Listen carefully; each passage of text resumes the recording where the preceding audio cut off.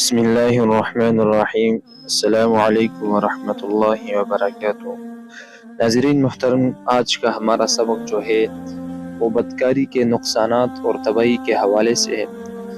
ناظرین، بدکاری کی وجہ سے انسان کی عمر میں کمی آتی ہے، انسان کی عمر میں پریشانی آتی ہے، اسی طرح اور بہت زیادہ پریشانی اور نقصانات اس کی عمر میں آتی ہے، کیونکہ حدیث پاک میں آتا ہے کہ جو آدمی بدکاری کرتا ہے اور بدکاری کی زندگی گزارتا ہے تو اللہ تعالیٰ اس کی عمر کو کم کرتا ہے۔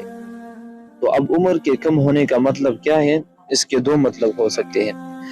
ایک تو یہ کہ ایک انسان ہے، اس کے 60 سال کی عمر تھی اور ایسی بیماری آئی کہ یہ 50 میں ٹرا گیا، یوں عمر کم ہوتی جاتی ہے۔